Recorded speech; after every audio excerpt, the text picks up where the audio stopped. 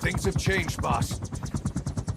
We pull in money, recruits, just to combat Cypher. Rubbing our noses in bloody battlefield dirt. All for revenge.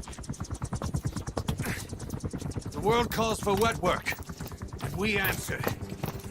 No greater good. No just cause. Cause. Cypher sent us to hell. But we're going even deeper. I know. I'm already a demon. Heaven's not my kind of place anyway.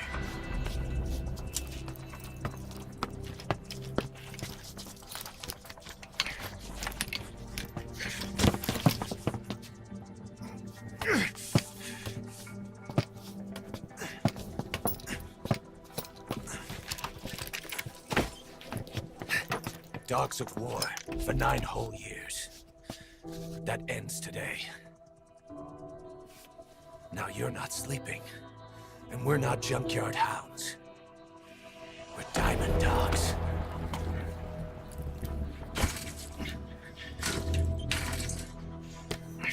Let them talk.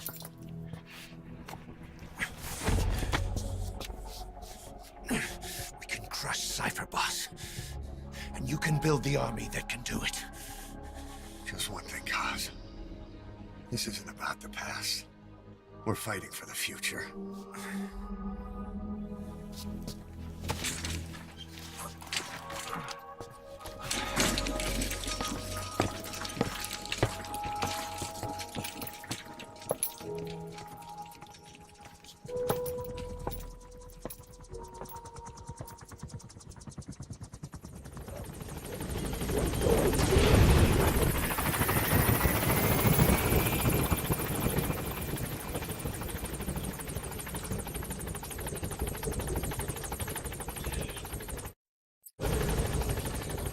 Boss, there's something I want to talk about.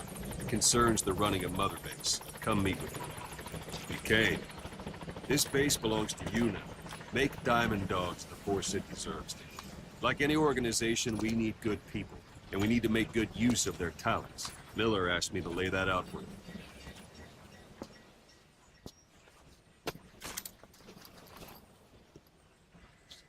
To start bringing people in, use this. It's a Fulton recovery device.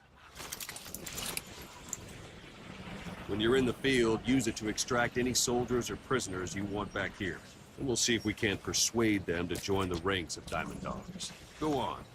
Test it out on the staff here. Anyone you want. First, put them to sleep. You have a choice. What's the matter, boss?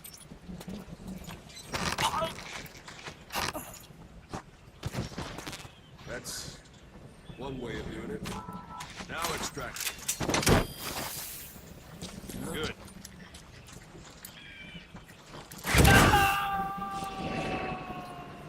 Extraction complete. arrived at You can only Mother's. Fulton recover someone if they're not resisting it. No dead bodies either.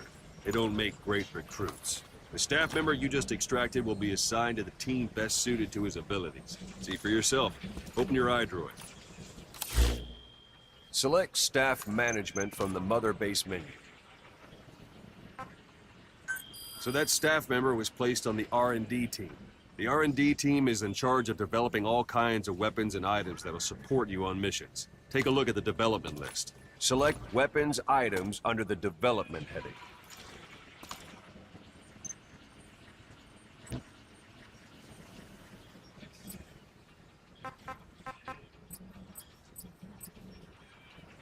What's wrong? Go back to the Mother. Select weapons items under the development heading. Please specify That's the R&D project. team's development list. See the item called cardboard box? Didn't seem much use to me, but Miller was adamant that you'd want it on the list. The last word in infiltration technology, or so he said. In any case, we don't have the manpower to develop it just yet. We need more staff on the team. Go extract a few more people. Boss, put the iDroid away for a moment.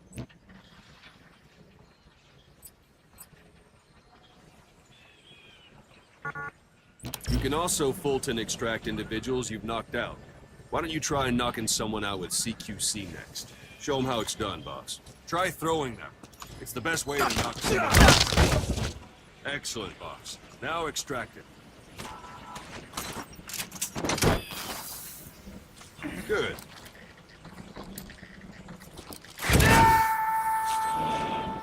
Extraction complete. arrived at mother One thing I base. should mention. A Fulton extraction won't always be successful. If the person is injured, the shock of it could kill them. And if the weather's unfavorable, well, it could end up going missing. You can determine the chance of success by approaching the person you want to extract. If you want to be sure you can get them out, best carry them to the chopper instead. All right, extract the next staff member. Extract. I'm ready, boss. Start by knocking him out, or you can put him to sleep.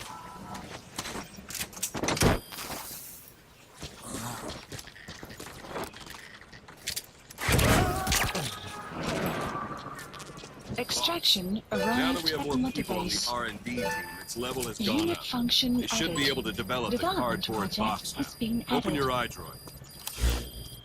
Select weapons items under the development Please heading. specify Now select project. cardboard box and start development. Just be aware that development requires... Development has finished. Please select a You can drop have the point. support unit supply you with weapons and items you've developed. Think of it as your own personal delivery service. Supplies requested. Supply drop complete.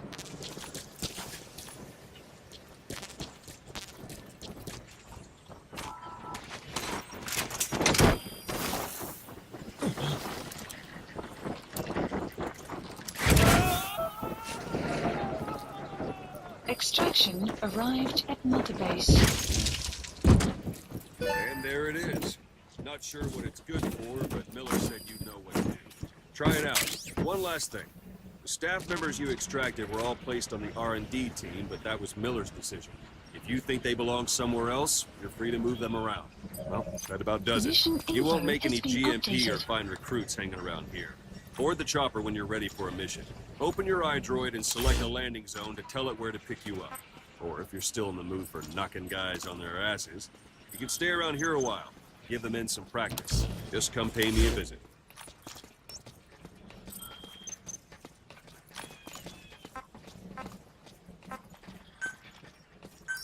Please select a landing zone. Landing zone This is confirmed. B-Quad. Arriving shortly at LZ.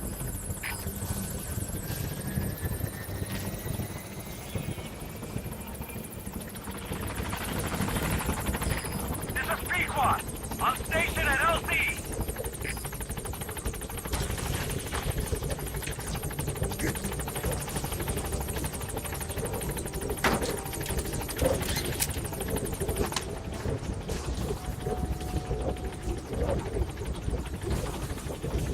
Gaining altitude.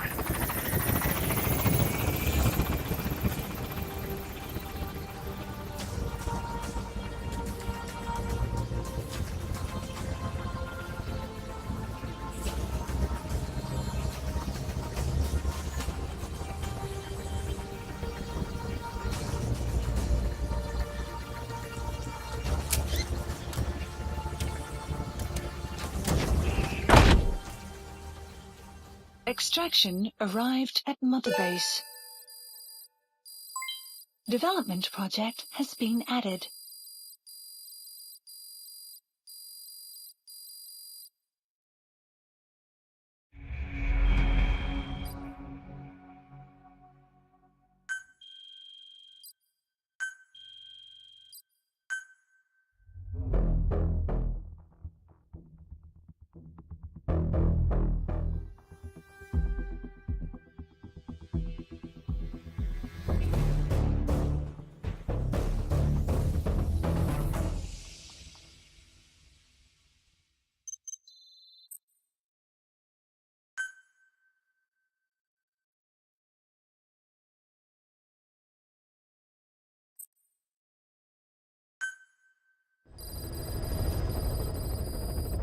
Mission list updated. Boss, I know you haven't been back long, but I prepared a list of missions for you. Open your iDroid.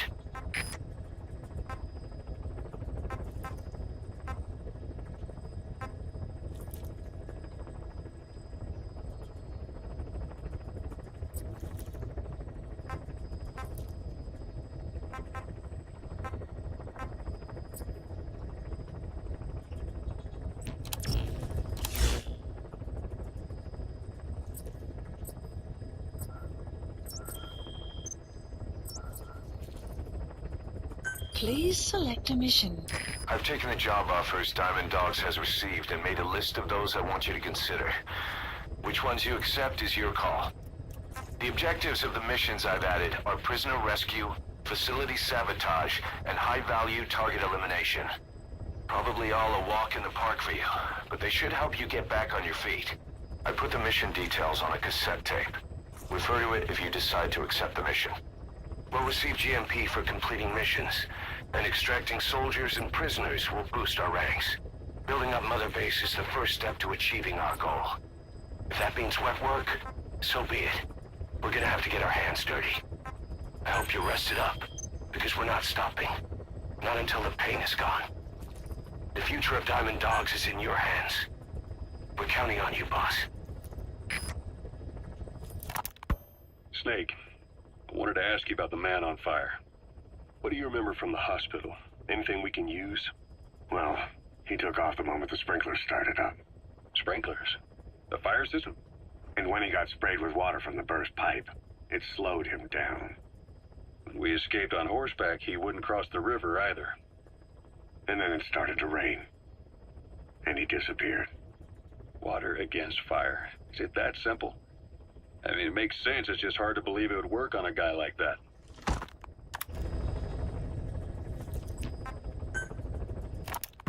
Christmas Eve, 1979. The Soviet Union rolled into Afghanistan. Muslims had revolted against the Soviet-friendly regime established the year before. The DRA forces could no longer contain it themselves, so the Soviets went in to intervene. The Afghan government was powerless and fraught with infighting. They lost the hearts and minds of the people, and that alarmed the Soviet leadership. With the Islamic Revolution happening in Iran, the Soviets felt they had to act fast or risk the spread of Islamic revivalism. A superpower, sending a motorized rifle division against men on horseback with antique rifles. Everyone thought it'd be over in an instant, only it wasn't. Some Muslims made their fight a jihad, a holy war, and began a guerrilla campaign on all fronts. A war of attrition. These fighters call themselves mujahideen. They're being supported by the West through Pakistan. That's why Miller was involved. He was training them near the Zero Line, sponsored by the CIA. The war has become a nightmare for the Soviet troops stationed here. They thought they'd be headed home in 6 months at the most. Then a year passed. 2 years. Now here we are 4 years on with no exit in sight. Afghanistan has become the Soviet Union's Vietnam. The Soviet troops on the ground want to go home, but at least they have homes to go back to. The Afghans have lost theirs. The Soviets destroy the kishlaks, villages, wherever they can. They burn down homes and fields, fill in wells, turn pastures into minefields. It's created a mass of refugees who fled to Pakistan. If the Mujahideen are fish swimming around the villages, the Soviets will go so far as to dry out their ocean. But this has had a big price.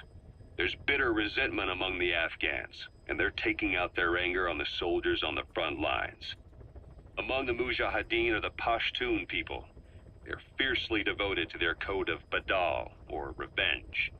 Soviets they've captured have had their hands, feet, and noses cut off before being left to die at the side of the road, just to show their comrades what they're capable of.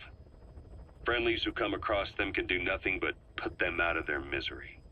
Then they burn down another village in retaliation. And the cycle of vengeance goes on.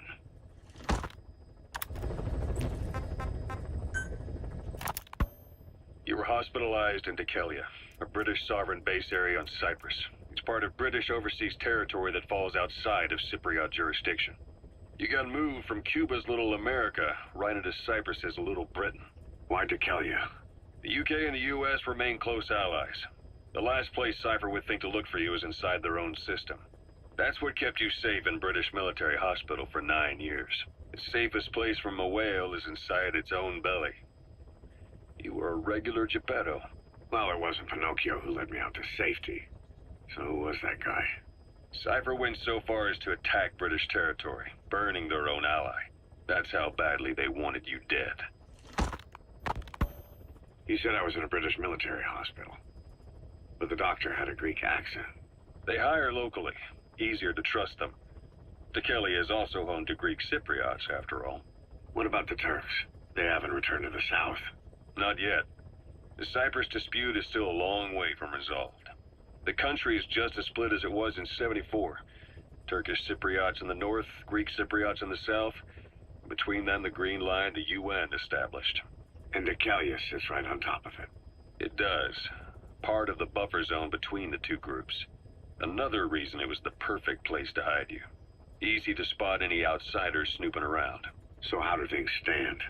Now, last year, the Turks declared that the Turkish Republic of Northern Cyprus is an independent state, though it's only Turkey that recognizes it. In the past, the Greeks and Turks lived side by side in the same villages. There are reasons to fight. Those came from the outside.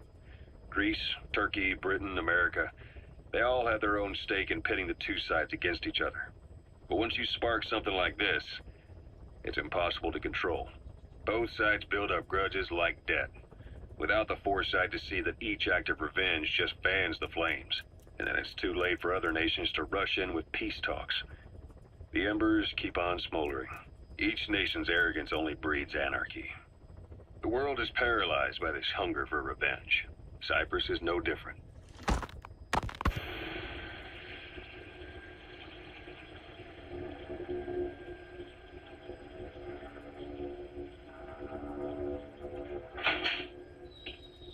You're up. We're changing ships? We can't go sailing the Suez in a whaler. The Suez Canal. When did they reopen it? Not long after you were attacked. Once they finished sweeping it for mines after the Arab-Israeli conflict. Can you stand? We're going to transfer to a container ship for passage through the Suez. Our destination is Pakistan, Afghanistan's neighbor to the south. There, we disembark and head via Peshawar to the Zero Line, the border. We'll travel to the Khyber Pass by road. And then? We continue on horseback. Afghanistan's main roads are under Soviet control. We'll need to go around them. It'll be all narrow, winding paths through the mountains. We'll do better on horseback. It's a local guerrilla tactic. They use the higher ridges to avoid air recons. Then they charge down the mountains for ambushes. The Soviets still haven't devised a counter-strategy. Our time frame is only half as much as we really need. It's gonna be a tough march. Better horses than boats. Well, it'll make for good physiotherapy. Take the time to get used to that new arm. While the Soviets have indicated they are not participating in the Los Angeles Olympics, primarily because the United States has made no attempt to guarantee the safety of the Soviet Union's athletes, the United States is increasingly demonstrating the belief that the issue has nothing to do with its preparations, and in fact this is retaliation for the Western nations' boycott of the previous Moscow Olympics. That concludes today's news. That's quite some news. The Soviet Union not attending the LA Olympics? Yeah. Andropov's death has changed some things. They're calling it revenge for the Western boycott of the Moscow Olympics. Countries boycotted the Moscow Olympics? Yes. In protest of the Soviet Union's invasion of Afghanistan. Over 50 countries were absent. It's too bad I didn't get to see Yamashita's judo. When the 40th Army crossed the Amu River 4 years ago, détente went right out the window. The U.S. Congress chose not to ratify SALT II. And Reagan's hardline politics won him the presidency in a landslide. According to him, the Soviet Union's an evil empire. The Second Cold War. And there's been no end to regional conflicts and civil wars. Lebanon, the Falklands, Grenada, Iran, Iraq. The story never changes. Egypt and Israel did sign a peace treaty. But then the driving force on the Egyptian side, President Sadat, was assassinated afterward. Apparently, his actions were considered a betrayal of his fellow Arabs. Islamic extremists? Yes. Fundamentalist extremists have been responsible for some bold acts of terrorism in recent years. We've had extremist students in Iran take U.S. embassy workers hostage, and suicide bombings in Lebanon. Over 300 foreign soldiers stationed there have been killed. Countries have yet to develop an effective means of dealing with terrorism. Afraid of losing their own men, they've pulled their forces out, handing private forces a golden opportunity. Private forces? Small armies with no national affiliation, working for the highest bidder. That's right, they got the idea from you. After Mother Base went down, they began spreading to meet the soaring demand. Miller's organization is just one of many PFs now. The entire world is after you. But at the same time, it needs you too. Miller told me about what happened in the Caribbean 9 years ago. You do remember Miller. You'd formed a private army with him. An army with no allegiance to a nation. I remember, but... I see. You're not sure what's fact and what's a fantasy caused by the coma. It's still all a mess, huh? All I can do is tell you the facts as they were told to me. I've gone easy on you up until now, but this is where the hard stuff begins. 1974, the year before you entered your coma. You were in Colombia, operating with a small unit of men, basically mercenaries. Miller was among them. Miller was trying to find a way to turn his and your talents into a line of work. He was looking to start a business where you would fight on behalf of others around the world, those who needed military force. But the reality was, at that time, you didn't have enough gear to equip your own men. Then Miller came across this client. It was a huge job he was offering, but you had a shot at pulling it off. You accepted it and headed into Costa Rica. The client even threw in an offshore facility in the Caribbean. The Mother Base, that would be your new base of operations. Miller sure did have a head for business. As your mission went on, your unit grew and grew. More weapons, more money. Before you knew it, you were commanding 300 men. As the organization got bigger, your military powers swelled to match. It got so the international community couldn't afford to ignore you. You were just too damn successful for your own good. You, your men, had worn out your welcome. Everyone was out for you. East, West, First World, Third. It was only a matter of time before someone took you down. And that was XOF. Officially, they're an anti-terror unit under the CIA. In reality, they're Cypher's private strike force. They lured you to Cuba using Chico, the Nicaraguan revolutionary kid, and Paz, a mole who worked for Cypher as bait. While you were gone, XOF, posing as a nuclear inspection team, stormed Mother Base. At the same time, C4 they placed on the strut legs went off. The whole thing went down in minutes. XOF. Kisses and hugs followed by a big F you. All because of Miller's blind spot. A back door into Mother Base no one suspected. You remember a certain scientist. Huey was responsible for bringing the inspection team on board, giving the enemy a perfect opportunity to hit you at home. You were returning from Cuba when it happened. Mother Base came damn close to taking you with it into the Caribbean. Those of your men out on assignment returned right away. They refused to believe the wreckage in the water they found was Mother Base. But they checked the coordinates again and again, until reality finally settled in. You were supposed to die that day. That was XOF's primary objective. As far as most folks know, you did. The first doctor to see you wasn't even sure what he was looking at. Before they'd even finished operating, your men moved you to that hospital in Cyprus. It was a woman named Eva who arranged that. Rings a bell, huh? Most men in your condition would have been written off right from the start. But you survived. You went straight down to hell, and they pulled you out. Your eye wide open. Full of venom. The days of naked Snake are long gone. Welcome back, Venom Snake. This world still needs you. Here, Snake, try this on. A prosthetic arm. Yeah, Miller was calling it the arm that wasn't there. The physiotherapy's going well. Your arm's bulked up enough for it to fit. There. Perfect. A little time with it, and it'll work better than the real thing. What do you think? Huh. I can still feel my real arm. Well, you better get used to this one quick. You have any pain? Every now and then. Where? My fingertips. My left fingertips. Sounds like phantom pain. Your brain still remembers your old hand. Yeah. What about your vision? Can you see okay? Yeah, at the moment. Now, the shrapnel in your skull is pressing on your optic nerve. I'm told any hard impact could have an effect on your visual cortex. Yeah, the doctor mentioned that. Your brain might process visual information incorrectly. In other words, you could have hallucinations. You might see things that aren't there, or not see things as they really are. You experience any of that? I think so. When? Right after I wake up. Colors look faded. Colors, huh? Well, that's not a major concern in and of itself, but it could mean the difference between life and death in the field. You'll need to watch out for that. I will. All right. You should continue your physio. We'll be arriving soon. It's the last chance you'll get.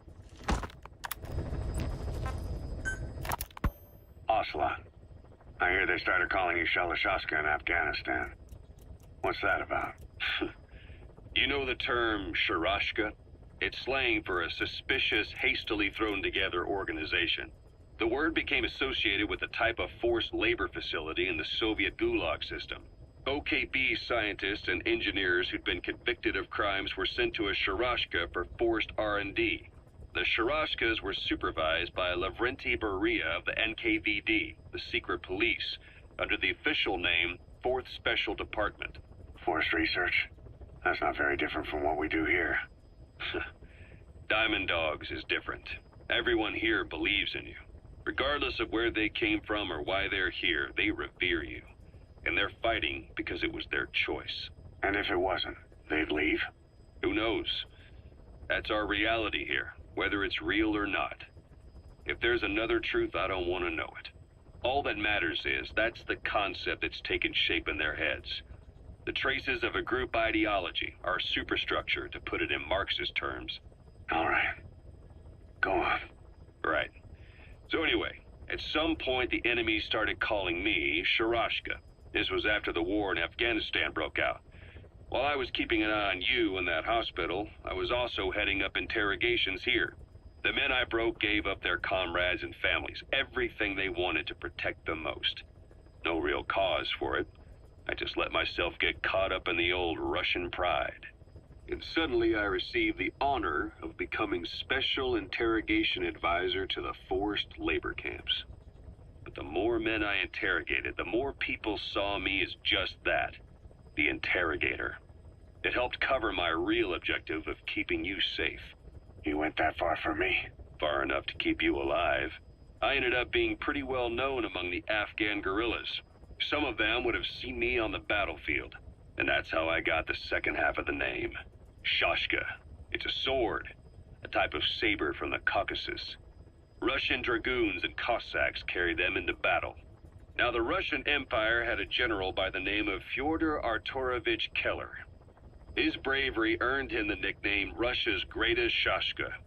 Someone must have known about that, because somewhere along the line, Shashka got stuck on the end of Sharashka. The guerrillas were using the name amongst themselves, and by the time I got to hearing about it, pronunciation had wound up as Shalashashka. So, half Gulag, half Hero's sword. Is a perfect fit. But you see how rumors and ideas about people can get out of hand fast. Once you create a character and put it out there in public mind, it warps and twists with every baseless rumor. And before you know it, all people see are phantoms. In my case, it works out just fine. I'm plenty used to working under aliases. So SALT II still hasn't gone into effect? That treaty was drawn up to limit not just the size of the U.S. and Soviet Union's nuclear arsenals, but also their delivery systems. The whole deal. Just when we thought all those years of negotiations had paid off, somebody decides to invade Afghanistan. The timing couldn't have been worse. The president was in the middle of the SALT II talks back then. You mean while you were busy trying to stop Peace Walker? I heard. President Ford was meeting with the General Secretary in Vladivostok. In his absence, the political brass in America detected what they didn't realize was false nuclear launch data from Peace Walker, and were on the verge of ordering a retaliatory nuclear strike. Coleman's big idea? Humans are incapable of destroying themselves. Turns out he never knew what humans are capable of. If that AI, the boss, hadn't found a way to stop the fake data transmission, they probably would have gone ahead with the launch. Deterrence was revealed as the pipe dream it was. All thanks to you. And her. The U.S.-Soviet talks looked set to fall through. What happened in Nicaragua no doubt helped trigger a change of heart. But in the end... The times define the politics. When you've grabbed their tail, they turn and bite your hand. I first met you 20 years ago now. The place was Selenyuyarsk in the Soviet Union. We were enemies. I was with the GRU. You were still fighting for America. 1964. Operation Snake Eater. Its objective? The assassination of the legendary soldier known as the Boss. When you returned home successful, they awarded you the title Big Boss. Your CO, Zero, sought to carry on the boss's will by covertly establishing his own organization. You knew the original members from Operation Snake Eater. From America, there was David O, or as he was to you, Major Zero. Donald Anderson, aka Sigint. Dr. Clark, who went by paramedic during the operation. And the fourth, you.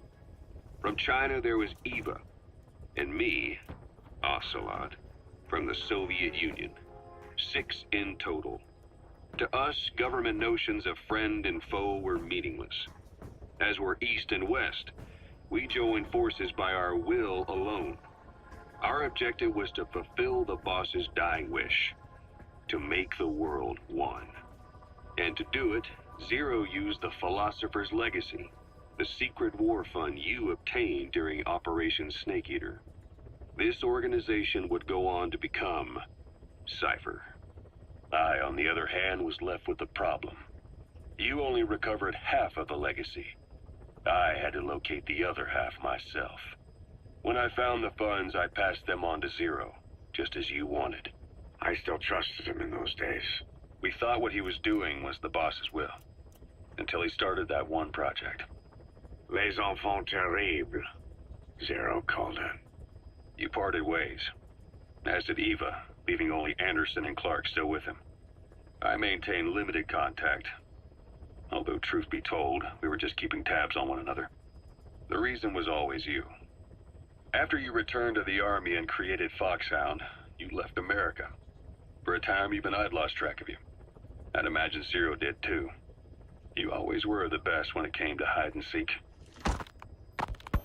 Zero created Cypher, an information network to tap into every corner of the globe. Woven together, Cypher's arteries make the world just one big organism. And that's not all. It also monitors the thorn in Zero's side. That's you, tracking your coordinates wherever you might go. The further you strayed from your roots, the larger Zero became. It's as if he was trying to close the gap between you. But before long, he disappeared from public life. Only a few people had direct contact with him. For a time, I was one of them. Then a year after you fell into your coma, he slipped out of sight entirely. Since then, nothing. No photos, no recordings, not even a reliable rumor as to his whereabouts. I tried every method I could think of, but Zero was gone. Freed of his control, his creation, his power continued to grow. Cypher is a great beast, and Zero was its spine. But even without him, it's endured, evolved. But now its body is rotting, riddled with parasites. Parasites like the ones who attacked you 9 years ago in the Caribbean, and then at the hospital. Cypher's Black Ops unit, XOF. They learned where you were, and came to wipe the slate clean.